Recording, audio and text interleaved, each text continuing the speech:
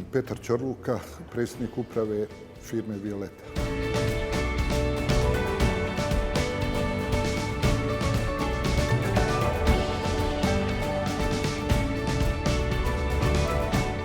Mi smo firma koja je fleksibilna i mi se prilagođavamo brzo novim uvjetima poslovanja. Mislim da je ova pandemija probudila u nama neke osjećaje za druge, probudila je plemenitost, borbenost da jedni drugima pomognemo i mi smo djelovali i prema radnicima i prema potrošačima na jedan human način da je u prvom planu zdravlje naših ljudi.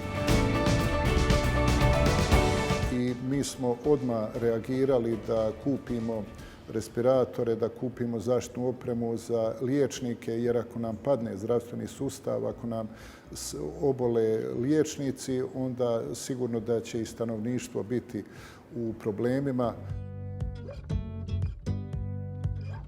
Pa mislim da je se vidjelo sad da je život vrlo kratak i da on može biti ugrožen i od tih najmanjih virusa, tako da mislim da su ljudi počeli više razmišljati da budu na raspolaganju jedni drugima, da vode računa više o zdravlju nego o profitu i tako da evo, mislim da je ovo probudilo neku pozitivnu energiju i svijest u ljudima.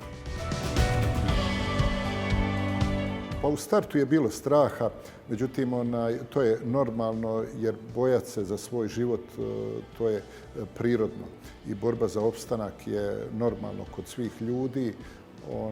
Tako da evo, mi smo bili disciplinirani i radili smo u 3 smjene.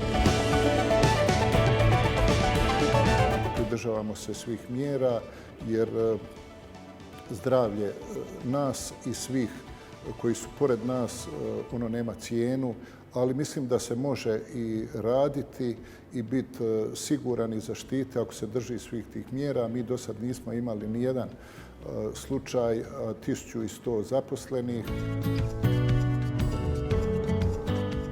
Biti humani, biti korektni, ne biti sebični, ne biti halapljivi, jer vidimo sad da nam malo treba i da bez puno stvari koje su nam prije bile važne, sad vidimo da nam uopće nisu važne i da bez njih možemo, pa evo, trebamo imati imunitet, svaki pojedinac, ali tako isto i firma mora imati svoj imunitet, znači ne smiju baviti se samo jednom djelatnosti.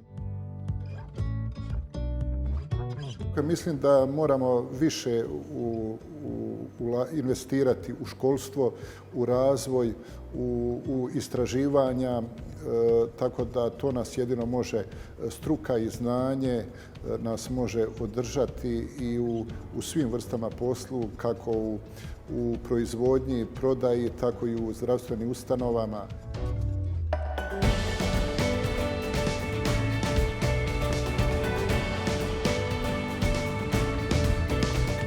Priključite se razgovoru i dajte svoj glas i ideje putem UN75 online ankete. Zajedno se možemo oporaviti.